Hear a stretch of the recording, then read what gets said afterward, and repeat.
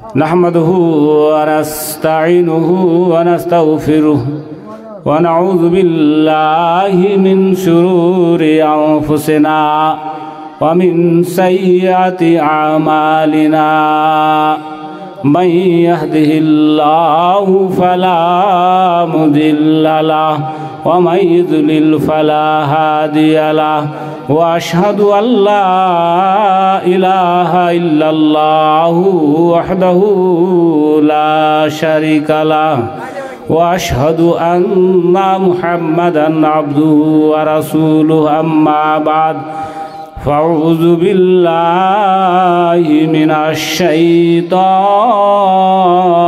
الرجيم بسم الله الرحمن الرحيم يا أيها الذين آمنوا كتب عليكم الصيام كما كتب على الذين من قبلكم لعلكم تتقون قال النبي صلى الله تعالى عليه وسلم من صام رمضان إيمانا واحتسابا غفر له ما تقدم من ذنبه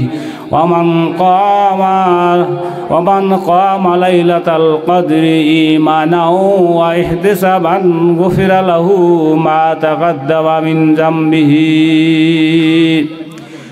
যাবতীয় প্রশংসা ও যাবতীয় গুণগান ওই মহান করুণাময় আল্লাহ তাবারক তাআলার জন্যই, যেনার নির্দেশে আজকে আল্লাহ রাব্বুল আলামিন আমাদের এই সাফদরটোলা গ্রামে লাইলাতুল কদরের প্রথম রাতে একটি সুন্দর ইসলামিক অনুষ্ঠান অনুষ্ঠিত করার তৌফিক দান করেছেন। আমিন আল্লাহ আমিন। অতঃপর আখিরে নবী তাজদার দো আলম সাল্লাল্লাহু আলাইহি সাল্লামের প্রতি শত সহস্র শান্তির ধারা অবিতরণ হোক। আল্লাহুম্মা সাল্লি আলাইহি ওয়া বারিক আলাইহি। যা হোক বাবাজিরা, ভাইরা, মা ও খালারা, আপনাদের আমি বিশেষ কোন বিরক্ত করব না। আমি মোস্তমা কয়েক মিনিটের মধ্যে রমজান মোবারক সম্পর্কে কিছু কথা আলোচনা করে আমার বক্তব্য দিতে করবেন ইনশাআল্লাহ আজিজ। কিন্তু আমার বিশেষ করে অনুরোধ যে এই দিকে সেদিকে যারা আছেন একটু দয়া করে সামনে এখানে চলে আসেন। একটু সামনে এখানে চলে আসলে কিছু বুঝাইতে একটু ভালো হবে। যা হোক, আমার পরে যে মৌলানা জামিরুল ইসলাম সাহেব আছেন, সকলেই পরিচিত, চিনেন, যে কোরআন হাদিস মানে ওই মধুর কণ্ঠে আপনাদের বুঝাবেন। তো যদি সামনে লোক না আসলে কী করে উনি বুঝাবেন? অতএব আমি অনুরোধ করছি যারা এদিক ওদিক আছেন আপনারা একটু সামনে এখানে সুন্দরে বসে যান। আর সাবে কাতারের আজকে রাত, এই রাতের জন্য কিছু যেন গোপনভাবে অন্তর থেকে একটু পড়তে থাকেন। আল্লাহুম্মা ইন্নাকা আফুন তুহিব্বুল আফওয়া ফাআফু আন্নি, আল্লাহুম্মা ইন্নাকা আফুন তুহিব্বুল আফওয়া ফাআফু আন্নি। এটা হচ্ছে স্পেশালিস্ট সাবে কাতার রাত জাগার দোয়া। অতএব চলে আসেন একটু সামনে, যারা বাইরের দিকে আছেন একটু সামনে এসে বসে যান। তো আল্লাহ রাব্বুল আলামিন বলছেন, যারা মুমিন ঈমান এনেছেন, আল্লাহ আল্লাহ রসুলের প্রতি বিশ্বাস স্থাপন করেছেন, তাদেরকে সম্বোধন করে বলেন, ইয়া আইয়ুহাল্লাযীনা আমানু কুতিবা আলাইকুমুস সিয়ামু কামা কুতিবা আলাল্লাযীনা মিন ক্বাবলিকুম লাআল্লাকুম তাত্তাকুন। এই রমজান মুবারক মাসে এক মাস রোজা ফরজ করানো হয়েছে, যেমন কি 5 ওয়াক্ত নামাজ ফরজ করা হয়েছে, যেমন হজ ফরজ করা হয়েছে দাওলাত হলে, যেমন যাকাত ফরজ করা হয়েছে মাল হলে, তেমনই রমজান মুবারক মাসে এক মাস রোজা ফরজ করানো হয়েছে। যেনারা রোজা রাখতে পারবেন, রোজা রাখতে কোনো অসুবিধা নাই, তেনাদের রোজা রাখতে হবে। প্রথম জমানায় ছিল যারা রোজা না রাখতে পারলে ফিদিয়া দিত, মানে মিসকিনকে খাবার দিত, ফকিরকে খাবার দিত, তার বিনিময়ে তার রোজাটা হয়ে যেত। এটা প্রথম শুরু জমানাতে ছিল। তারপর আল্লাহ রাব্বুল আলামিন পবিত্র কালামে অন্য জায়গায় বর্ণনা করলেন, ফামান শাহাদা মিনকুমুশ শাহরা ফালিয়াসুমহু ওয়া মান কানা মারিদান আও আলা সাফারিন ফাইদ্দাতুম মিন আইয়ামিন উখার। যারা এই রমজান মুবারক মাসকে পেয়ে নিবে তারা এই মাসে যেন রোজা রাখে। রমজান মুবারক মাস যারা পেয়ে নিবে সাহি সালামত থাকবে, স্বাস্থ্য সেহত ভালো থাকবে, তারা যেন রোজা রাখবে। আর যদি রোজা না রাখে তারা গুনাহগার। কেন? ফিদিয়া দেওয়া চলবে না। ফিদিয়া দেওয়াটা কার জন্য চলবে? ফিদিয়া দেওয়াটা কোন শ্রেণীর লোকের জন্য চলবে? যারা বয়স্ক, একদম শেষ বৃদ্ধা, মানে একবার ভালো হওয়ার বয়স নেয়, চলতে পারে না, অচল অবস্থা, বিছানায় পড়ে আছে, আর কোনোদিনই ভালো হতে পারবে না, সুস্থ হতে পারবে না, এসব লোকের জন্য ফিদিয়া। ফিদিয়া মানে একটা মিসকিনকে, একটা রোজার বদলে একজন মিসকিনকে, ফকিরকে, গরিব লোককে 1.25 কিলো দানা, এটা হচ্ছে ফিদিয়া। 1.25 কিলো দানা, 1.25 কিলো খাদ্য সামগ্রী, 1.25 কিলো দিলেন তো একটা রোজা।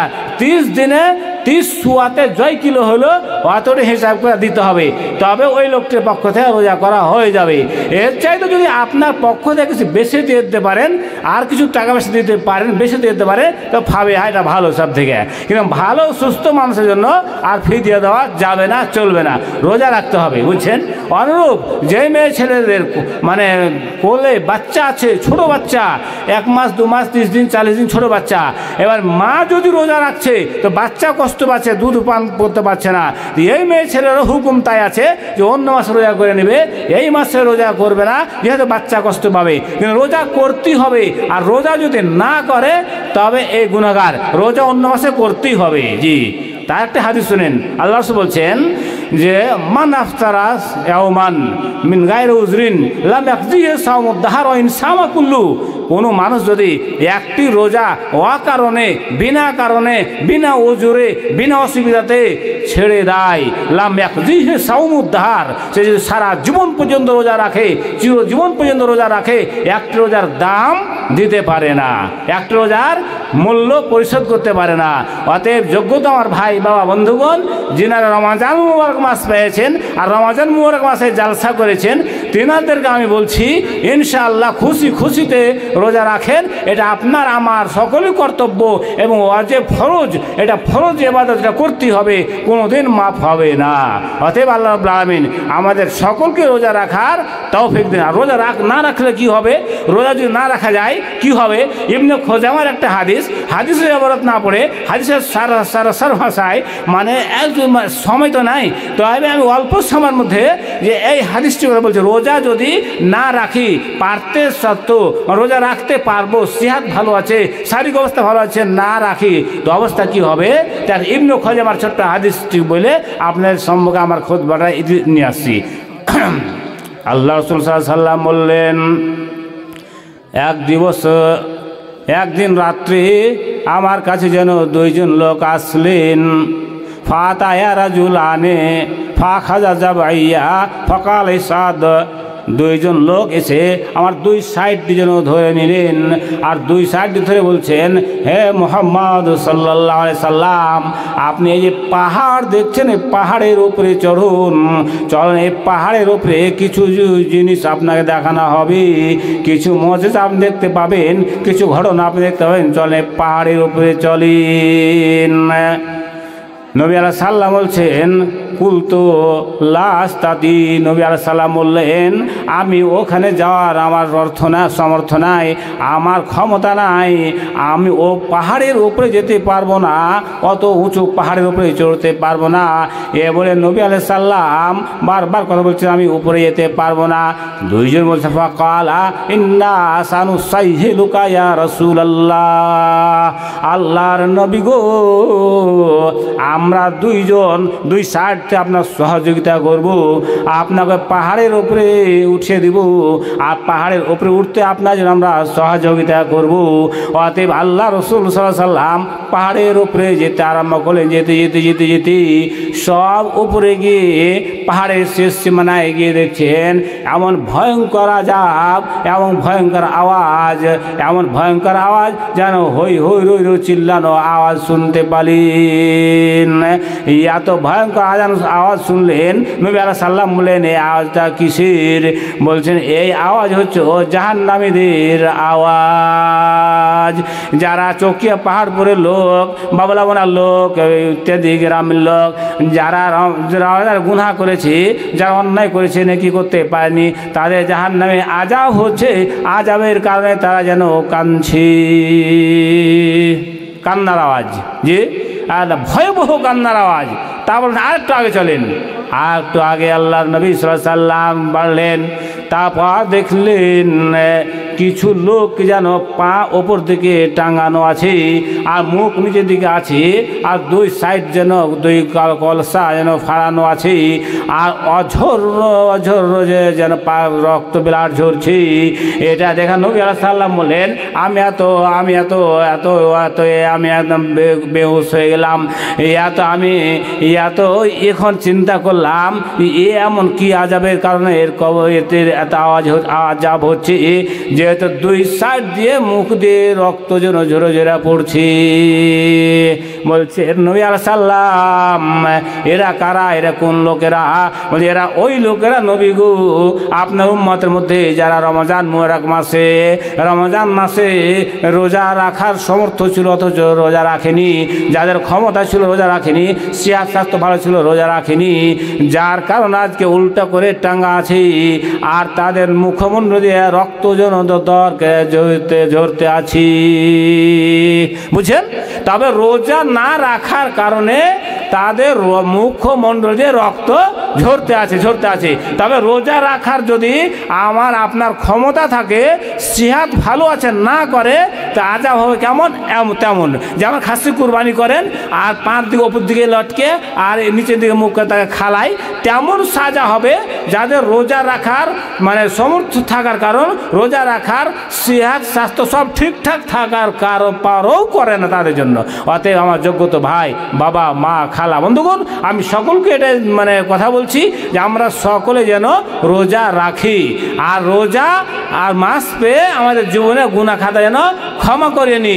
অতএব আমাদের আল্লাহ রাব্বুল আলামিন ইনশাআল্লাহ জীবনে গুনাহ খাতা মাফ করবেন, কিন্তু আমাদের জীবনটাকে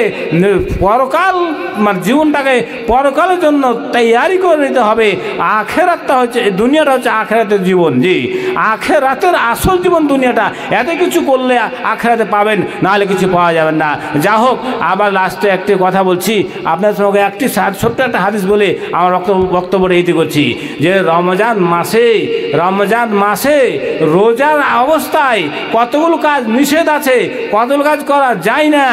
যদি কোনো মানুষ এই রমজান মাসে দিনের বেলায় যদি স্বামী স্ত্রীতে কোনো সম্পর্ক হয়ে যায়, তার সাজাটা কি, এটাই কথা বলে হাদিসটা বলে আমি আমার বক্তব্য ইতির দিকে যাচ্ছি।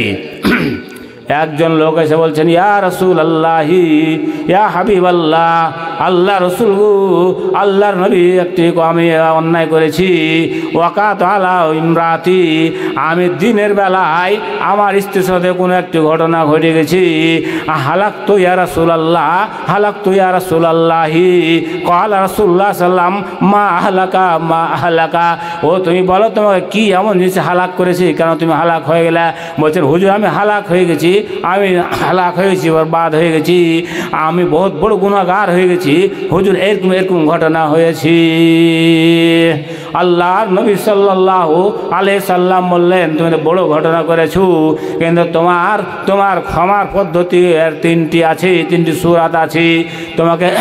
তোমাকে 2 মাস ধরে রোজা রাখতে হবে, নাহলে একটি গোলাম আজাদ করতে হবে, নাহলে তোমাকে 60 জন মিসকিন খানা খেলাতে হবে। এই 3টি সাজা যতক্ষণ পর্যন্ত তোমার না পুরো হবে, ততক্ষণ পর্যন্ত তোমার ক্ষমা নাই, তোমার যেন ক্ষমা নাই। আমার যুবক ভাইরা, এটা বলছি, রমজান মাসে দিনের বেলায় স্বামী স্ত্রী যদি কোনো ওইরকম ঘটনা ঘটে যায়, তবে সাজা হলো যে একটি গোলাম আজাদ করতে হবে। গোলাম নাই, নবীর জমানাতে কোনো মানুষ কোনো লোকের অধীনে আছে, পড়ে আছে গোলাম, কেউ তাকে কোনো লোকের হাতেও ও গোলাম হয়ে আজাদির জন্য কিছু টাকা পয়সার প্রয়োজন, তবে আজাদ হতে পাবে। তো যত টাকা মালিক চাইবে ততটুকু টাকা দিতে হবে, তাইলে আজাদ হতে পাবে। অতএব এখন মানতে হবে জেলে আছে কোন মানুষ, ভালো কাজে, ইসলামের কাজে জেলে পড়ে আছে, তো জেল থেকে ছুটায় একটা কথা, আর না হলে ওকে 2 মাস রোজা রাখতে হবে, শাহরাইনের মধ্যে তাবে আইন। তো সেটাও যদি না পারে, তাহলে 60 জন মিসকিনকে খানা খেতে হবে, তবে ওর জন্য কাফারা হবে। এটা হচ্ছে কাফারা, বুঝছেন? অতএব রমজান মুবারক মাসে দিনের বেলায় আল্লাহ রাসূল এই জন্য নিষেধ করেছেন যে মানুষকে, যারা যুবক যুবতী, একটু দূরে থাকাটা, জি একটু সাইডে থাকাটা, এই জন্য এই গুনাহতে না পড়ে যায়। আল্লাহ রাব্বুল আলামিন আমাদের সকল মানুষকে সেইভাবে রোজা করার তৌফিক দেন। আমাদের রোজা আল্লাহ আপনি কবুল করেন। এই রমজান মাসের রোজা কিয়ামতের মাঠে আমার আপনার জন্য সেই দিন সুপারিশ করবে। এই রোজা এমন একটি জিনিস যে এর এত একটা ফজিলতবান হয়েছে হাদিসের মধ্যে, যে মানুষ জাহান্নামে চলে যায়, তবে এমন গুনাহ হয়েছে জাহান্নামে যাওয়ার উপযুক্ত। আল্লাহর কাছে রমজান মাসে, রমজান মুখে ইফতারের সময়তে কাঁদছে, দোয়া করছেন, আল্লাহ রাব্বুল আলামিন তোমার ভয়ে রোজা রেখেছি, সারাদিন আমি নিজ স্ত্রী থেকে আমি দূর থেকেছি, আমি বৈধ খাবার থেকে আমি দূর রেখেছি, পানাহার থেকে দূর রেখেছি। আল্লাহ তোমার ভয়ে আমি রোজা রেখেছি, আপনি আমার গুনাহ ক্ষমা করেন। আল্লাহ রাব্বুল আলামিন বললেন এই সময় আল্লাহ দোয়া কবুল করে নিন, এই সময় আল্লাহ মাফ করে দিন। অতএব ইফতারের সময়তে সুন্দর করে দোয়া করেন, আপনার দোয়া কবুল হবে। আল্লাহ রাসূল বলছেন ইসসাইমে ফরহাতুন ইনদাল ইফতার ও ফরহাতুন ইনদাল লিকাই রাব্বি ইয়াউমাল কিয়ামা। আল্লাহ নবী সাল্লাল্লাহু আলাইহি ওয়াসাল্লাম বললেন রোজাদার ব্যক্তির জন্য দুইটি খুশির সময় আছে। একটি খুশি হবে যখন ইফতারের সময় বিভিন্ন রকমের খাবার নিয়ে ইফতার করেন, একটা খুশি হয়। আর একটি খুশি হবে আল্লাহর কাছে যেদিন জান্নাত যাবে। দুনিয়াতে মৃত্যুবরণ করবে, মরার পরে কবরে থাকবে, কবর থেকে আবার জান্নাত যাবে, আল্লাহর দরবারে দাঁড়াবে, আল্লাহ হিসাব কিতাব করে জান্নাত দিবেন। সেদিন আল্লাহর কাছে খুশ হবে। অতএব আমার যোগ্যতা ভাই, বাবা, বন্ধুগণ, মা, খালারা, আল্লাহর কাছে যারা খুশি হতে চান, তারা অন্তর থেকে সুন্দরভাবে নিয়াতের উপরে দারমদার নিয়াতের সুন্দর করে নিয়াত করে আপনারা জান্নাতবাসী হওয়ার জন্য দুনিয়াতে রোজা রেখে যান, নামাজ পড়ে যান, যতগুলি ভালো আমল সমস্ত করে যান, আল্লাহ জান্নাত দিয়ে খুশ করবেন। যাই হোক, আমি আপনাদের আর সময়টা না বাড়িয়ে এবার শেষের দিকে নিয়ে আসছি। ভাই, বাবা, বন্ধুগণ, আপনারা সকলেই যেটা সময় পেয়েছেন এটা আর সামনে পাবেন কি পাবেন না, এটা বহু দূরের কথা। জি, এবার চলে যায় 1 বছরের ব্যাপার। এখন প্রেজেন্ট চলছে এই রমজান মাস, অর্থাৎ রমজানের পরে চলছে লাইলাতুল কদরের রাত। এই লাইলাতুল কদরে এত বড় ফজিলত এখন বয়ান শুনলেন যে 83 বছর 4 মাসের নেকি পাবেন এই রাত্রে, আজকের রাত্রে পাবেন যদি আল্লাহর ভয়ে কেউ আল্লাহর ইবাদত করে থাকেন তবে। তো যা হোক, এই রমজান মাসে সুন্দর করে বেশি করে যারা তেলাওয়াত করতে চান তেলাওয়াত করবেন, আর যারা বেশি করে নামাজ পড়বেন আর দোয়া করবেন, জিকির আজকার থাকবেন, জিকির আজকারই থাকতে হবে। আল্লাহ রাসূল সাল্লাল্লাহু আলাইহি ওয়াসাল্লাম এই 20 দিনের এই লাস্টের 10 দিন ইতিকাফে বসতেন। তার মানে কারোর সাথে কোনো গল্প গুজব করতেন না, কারোর সাথে কোনো কথা টেনশন করতেন না, আর একাই নীরবভাবে মসজিদের এক সাইডে বসে যেতেন। যে 20 তারিখে আজকের রাত্রে সারা রাত্রি জাগার পরে ফজরের নামাজ পড়ার পরে তার ইতিকাফের জায়গাতে ঢুকে যেতেন। আর আবার ঈদের দিন চাঁদ দেখা যেত, সে নবী বেরিয়ে যেতেন। এটা হচ্ছে সবচেয়ে ইবাদতের নিয়ম, ভালো পদ্ধতি। আল্লাহ রাব্বুল আলামিন আমাদের কোনো আল্লাহর কোনো বান্দাকে যেন এই নেকিটা নেওয়ার জন্য এই ইতিকাফ করার যেন তৌফিক দেন, আর আমরা জীবনে গুনাহ খাতা যেন ক্ষমা করে নিতে পারি, আল্লাহর কাছে মাফ করে নিতে পারি। আল্লাহ, আমাদের জীবনে অনেক গুনাহ হয়েছে, আল্লাহ আপনি মাফ করেন, আল্লাহ আপনি ক্ষমা করেন। এই একটিতে মুসলিম হাদিস, একটা ছোট্ট হাদিস, এটা বলে আমার বক্তব্য দিতে করছি। একজন লোক যা আরাবিউন এলা রাসূলুল্লাহ সাল্লাল্লাহু আলাইহি ওয়াসাল্লাম, একজন দিহাতি লোক নবীর কাছে আসলেন, আচ্ছা বলছেন দুল্লানি ইয়া রাসূলুল্লাহি আলা আমালিন ইযা আমিলতুহু দাখালতুল জান্নাহ। ইয়া রাসূলুল্লাহি, ইয়া হাবিবাল্লাহি, আল্লাহর নবী গো, আপনার কাছে আমি এসেছি, আপনি কিছু একটু কথা শিখিয়ে দেন যে আমল করলে এই যে আমিলতুহু দাখালতুল জান্নাহ, যদি আমি আমল করি যে আমলের কারণে আমি জান্নাত যাব। আল্লাহর রাসূল বলছেন তুকিমুস সালাতাল মাফরুজা ওয়া তুআদ্দিস যাকাতাল মাফরুজা ওয়া তাসুমু রামাজানা। আল্লাহ নবী বললেন তুমি 5 ওয়াক্ত ফরজ নামাজ আদায় করবে, আর মাল হলে যাকাত দিবে, আর রমজান মাস পেলে সুন্দর করে রোজা রাখবে, তুমি জানো জান্নাত যাবে। এটি আমল করলে তুমি জান্নাত যাবে। ফালা মহল্লা রাজুল, ওই লোকটা যখন ওখান থেকে ফিরে আছেন আর বলছেন লা আজিদু আলা হাজা ওয়ালা আনকুসু মিনহু, এর চেয়ে না বেশি করব না কম করব, এটি আমল করব। আল্লাহর নবী যেইভাবে বললেন সেইভাবে আমি আমল করব বলে চলে যাচ্ছেন। আল্লাহ রাসূল বলছেন মান সাররা ইয়ানজুরা ইলা হাজার রাজুল মিন আহলি জান্নাহ। আল্লাহ নবী বললেন আরে সাহাবায়ে কেরাম শুনো, তোমরা যদি জান্নাতি লোক দেখবে